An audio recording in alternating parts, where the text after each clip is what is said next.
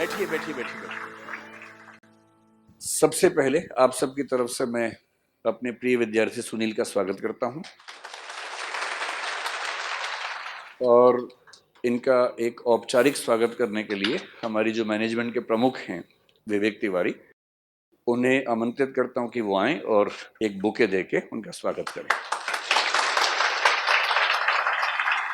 ये सेशन इसलिए रखा जाता है कि जो आप क्लास में पढ़ते हैं, सीखते हैं, उत्तर लिखना, वो सब अभ्यास करना, उसका अपना महत्व है, लेकिन आप ही के बीच में से जो व्यक्ति उन सारी चीजों को करते हुए, स्ट्रगल्स करते हुए सफल हो जाता है, उसके पास अनुभव से जो अर्जित ज्ञान है, जो समझ है, जो विवेक है, उसकी अपनी महत्ता है, अलग ही महत्व है।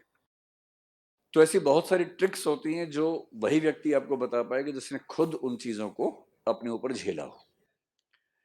और सुनील ऐसे लोगों में है जिनके साथ मेरा अच्छा खासा ताल्लुक है। कम से कम 4-5 साल से हम लोग परिचित हैं और स्ट्रगल के हम साथी हैं, गाढ़े के साथी हैं, एक संघर्ष यात्रा के सहपथिक हैं। इनका संघर्ष इनका भी था, मेरा भी था और हम सबका भी था, और इसलिए इनकी सफलता भी सिर्फ इनकी नहीं है, हम सबकी है, आपकी भी है, क्योंकि इससे जो उत्साह आपको मिला होगा उसकी भी तो अपनी कीमत है। अभी इन्होंने अपना जो व्हाट्सएप डीपी लगा रखा है, डीपी ने स्टेटस जो लगा रखा है, वो मेरी बहुत प्रिय पंक्तियां हैं दुष्यंत कुमार की। सिर्फ हंगामा खड़ा करना मेरा मकसद नहीं, मेरी कोशिश है कि ये सूरत बदलनी चाहिए। तो जब हम व्हाट्सएप पे चैट करते हैं तो मैंने कल देखा कि अभी ये स्टेटस लगाया हुआ है, तो मुझे लगा कि कितना सही स्टेटस है। सही बात है, किसी किसी का रिजल्ट केवल उसकी नियति नहीं बदलता, बल्कि एक पूरे समाज की सूरत बदलता है। और सुनील को लेके 2-4 बातें मैं आपको शुरू में बताऊंगा। जो बच्चे बाकी क्लासरूम्स में बैठे हैं, अभी बहुत सारे क्लासरूम्स में बच्चे बैठ के सेमिनार देख रहे हैं, तो सुनील ने मुझे वायदा किया है कि वो इस सेमिनार के बाद हर क्लासरूम में जाएंगे, सब बच्चों से 5-5, 10-10 मिनट मिलेंगे, तो बाकी बच्चे भी वहीं रहें सेमिनार के बाद और वो सबसे मिलें। और आज तो सेल्फी वेल्फी आप लोग इतना खिंचवाएंगे इनके साथ कि यार, है ना, इतिहास बन जाना चाहिए। सुनील का थोड़ा सा परिचय मैं आपको दे दूं ताकि आप जब बात करें तो आपको आइडिया हो। ये राजस्थान से हैं। जयपुर जिले में ही, जयपुर से करीब 80 किलोमीटर दूर कोटपुतली के पास एक गांव है, वहां से हैं, जयसिंहपुरा से। एक ऐसे परिवार से जहां वंचन हर तरह का किसी ने झेला हो, आर्थिक भी झेला हो।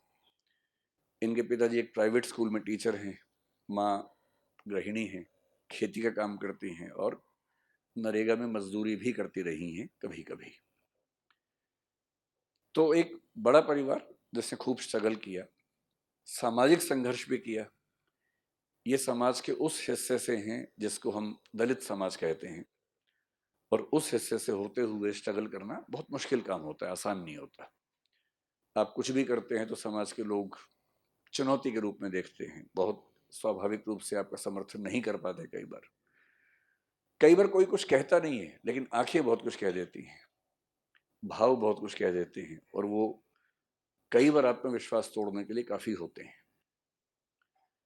लेकिन कुछ बच्चे होते हैं जिद्दी किस्म के, तो ये उन बच्चों में से हैं। अधिकांश हैं जो समाज और समय की चुनौतियों को नहीं झेल पाते, ढल जाते हैं। कुछ हैं कि बदल जाते हैं। एक बहुत प्रसिद्ध शेर है, कुछ लोग हैं कि वक्त के सांचे में ढल गए, कुछ लोग हैं कि वक्त के सांचे बदल गए। तो सारा सारा अंतर यही होता है कि आप ढलने वालों में हैं या बदलने वालों में हैं, क्योंकि आपको ढालने के लिए बहुत सारी परिस्थितियां लगातार तैयार खड़ी हैं। आप उन सारी परिस्थितियों से टकराते रहें, जूझते रहें, भिड़ते रहें, उनको हरा दें, तो फिर आप बदलने वालों की कतार में शामिल होते हैं, जो कि आसान नहीं होता है, मुश्किल काम होता है। उसके बाद इन्होंने पढ़ाई लिखाई के दम पर बीटेक में एडमिशन लिया आईआईटी दिल्ली में, सिविल इंजीनियरिंग में, वहां पढ़ाई की। आना यूपीएससी में था, तब इनका भूगोल विषय से तैयारी करने का बहुत मन था, तो इन्होंने जेएनयू में एमए ज्योग्राफी में एडमिशन लिया, जिसका मूल भाव ये था कि एक अच्छे माहौल में रहना और साथ में तैयारी करते रहना। तैयारी की। ये बात 2017 से 19 की है। 18 में पहला अटेम्प्ट दिया और उसके बाद से इनकी सफलता की यात्रा शुरू हो गई। जब ये पहला इंटरव्यू दे रहे थे तब मेरा पहली बार इनसे मिलना हुआ। जेएनयू में रहते थे, वहीं से यहाँ आते थे। इंटरव्यू के समय हमारी कुछ मुलाकातें हुई और सिलेक्ट हो गए उसी अटेम्प्ट में। इंडियन रेलवे अकाउंट सर्विस इनको मिली। अभी तो रेलवे की सर्विसेज को मर्ज करके एक सर्विस में कन्वर्ट कर दिया है, IRMS, Indian railway management service. पहले रेलवे की सर्विसेज मतलब 4 सिविल सर्विसेज में थी, बाकी IES में भी होती थी। अब उन सबको मर्ज करके कोशिश कर रहे हैं कि एक ही सर्विस से सबको लेके आए। तो पहली बार में आपका सिलेक्शन हो अच्छा तो लगता ही है, पर तब ये भी लगता है, कॉन्फिडेंस बढ़ जाता है कि इसका मतलब कुछ और अच्छा हो सकता है। अब बीच में से आर हटाने का मन था इनका।